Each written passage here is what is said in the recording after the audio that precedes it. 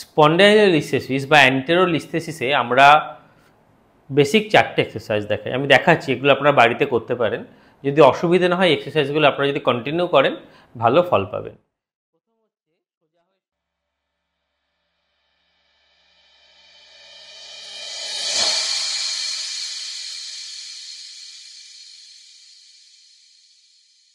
Spondylolisthesis বা spondylolisthesis দু রকম, একটা হচ্ছে রেট্রোলিস্থেসিস, একটা হচ্ছে অ্যান্টেরোলিস্থেসিস। অ্যান্টেরোলিস্থেসিস অর্থাৎ সেক্ষেত্রে ভার্টিব্রাল বডি তার এই পার্স বলে এই যে জায়গাটা, যে পার্স ইন্টারআর্টিকুলারিস থেকে ছেড়ে সামনের দিকে এগিয়ে যায়। এর 4টি গ্রেড হয়, গ্রেড 1, 2, 3, 4, প্রত্যেকটি গ্রেড 25% করে আমরা ক্যালকুলেট করি। এই স্পন্ডাইলোলিস্থেসিসে কী আমরা এক্সারসাইজ করতে পারি এবং কী করতে পারি না, চলুন আমরা দেখে নিই প্রত্যেকটা এক্সারসাইজে প্রত্যেকটা কন্ডিশন ভিত্তিক আমরা কী এক্সারসাইজ করতে পারি, কী এক্সারসাইজেস করতে পারি না। স্পন্ডাইলোলিস্থেসিস বা অ্যান্টেরোলিস্থেসিসে আমরা বেসিক 4টে এক্সারসাইজ দেখাই। আমি দেখাচ্ছি, এগুলো আপনারা বাড়িতে করতে পারেন।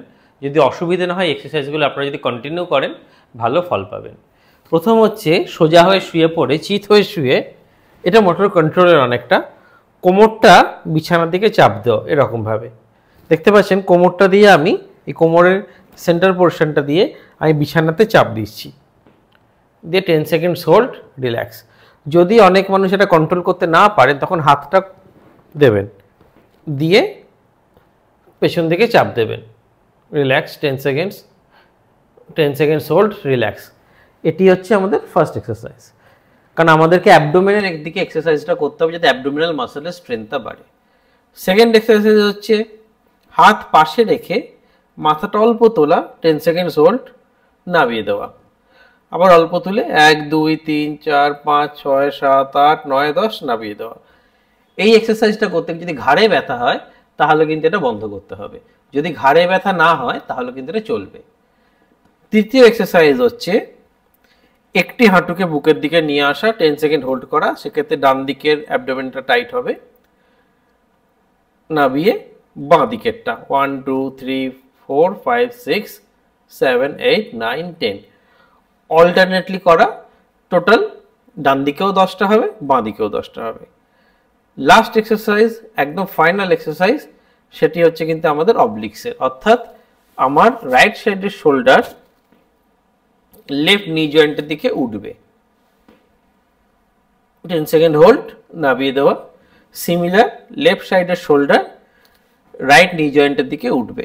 যদি এইটা করতে অসুবিধা হয় হাত দিয়েও করা যেতে পারে, হাত বাড়িয়েও করা যেতে পারে, 1, 2, 3, 4, 5, 6, 7, 8, 9, 10, 1, 2, 3, 4, 5, 6, 7, 8, 9, 10।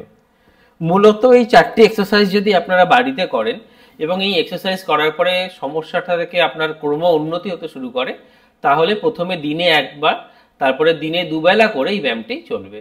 এই কটি এক্সারসাইজেস করলেই আপনারা আরাম পাবেন। আর কোমরে যদি ব্যথা হয় সেক্ষেত্রে ঠান্ডা সেঁক দিতে হবে। যদি কিছু কিছু মানুষ ঠান্ডা সেঁকের থেকে গরম সেঁকে বেশি সুফল পান, যারা গরম সেঁকে বেশি সুফল পান তারা গরম সেঁক নেবেন। পরিশেষে কিছু কথা বলতেই হয় যে কোমরের ব্যথা যে কোনো কন্ডিশন থেকে আসুক না কেন, কয়েকটি জিনিস মাথায় রাখতে হয় গ্লোবাল কন্ডিশনের ক্ষেত্রে, যে কি করব না। ফার্স্ট হচ্ছে যে কোনো স্পাইনের কন্ডিশনে আমাদের ওয়েস্টার্ন টয়লেট ইউজ করতে হয়, ইন্ডিয়ান টাইপ অফ টয়লেট নয়, অর্থাৎ কমোড ইউজ করাটা বাঞ্ছনীয়। দ্বিতীয় কথা হচ্ছে এক্সারসাইজ চলাকালীন বা এক্সারসাইজ করবার সময় যে কোনো রকম ডিসকমফোর্ট বা ব্যথা যদি বাড়ে ইমিডিয়েট আমাদেরকে এক্সারসাইজ স্টপ করে এক্সপার্টের সাথে যোগাযোগ করা উচিত।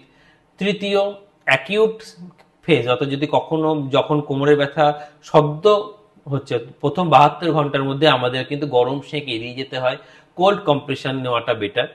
ক্রনিক ক্ষেত্রে যদি 5-6 দিন হয়ে যায় বা 72 ঘন্টার বেশি হয়ে যায় সেক্ষেত্রে কিন্তু গরম সেঁক নিলে আমরা আরাম পেতে পারি। আর সামনে ঝুঁকে ভারী ওজন তোলা কোনোভাবে উচিত নয়। সামনে ঝুঁকে ভারী ওজন তুললে স্পাইনের ডিঅ্যারেঞ্জমেন্ট, অর্থাৎ যে কোনোভাবেই স্পাইনটা ডিঅ্যারেঞ্জ হোক না কেন, সেটা আইদার আপনার ডিসপোলাপস থেকে হোক বা অ্যান্টেরোলিস্থেসিস বা রেট্রোলিস্থেসিস অথবা স্পন্ডিলাইটিস থেকে হোক, সেক্ষেত্রে ডিঅ্যারেঞ্জমেন্টটি বেড়ে যাওয়ার সম্ভাবনাটাই বেশি থাকে। আর প্রলংড ওয়াকিং, যদি অনেকটা হাঁটাচলা করতে গিয়ে পা দিয়ে ব্যথা নেভে আসে, অধিকাংশ ক্ষেত্রে ওটা ক্লডিকেশন থেকে হয়, সেই ক্লডিকেশন থেকে যদি হয় পা ঝিনঝিনে যদি ব্যথা নামে তাহলে সেক্ষেত্রে সাথে সাথে যন্ত্রণাটির শরীরের মধ্যে হবার আগেই কিন্তু আমাদের হাঁটাচলা বন্ধ করতে হয়, কারণ পেনকে প্রভোগ করে কোনো লাভ হয় না। দুবেলা এক্সারসাইজেস করাটা উচিত। সে আমাদের ধীরে ধীরে কোর মাসেলের স্টেবিলিটি বাড়াতে হয়। কোর মাসেলের স্টেবিলিটি বাড়লে লিগামেন্ট এবং হাড় জয়েন্টের ওপরে লোডটা কমে যায়। খুব যদি ব্যথা বাড়ে সেক্ষেত্রে আমরা স্পাইনে, কোমরে আমরা লাম্বার বেল্ট ইউজ করতে পারি বা লেস পুল এলএস বেল্ট ইউজ করতে পারি, কিন্তু প্রলংড বেল্ট ইউজ করা ভালো নয়। প্রলংড বেল্ট যদি আমরা ইউজ করি, কোমরের বেল্ট, সেক্ষেত্রে মাসেল কিন্তু ডিজিউজ অ্যাট্রফি হয়ে যায় এবং শরীর বেল্টের ওপরে নির্ভরশীল হয়ে যায়।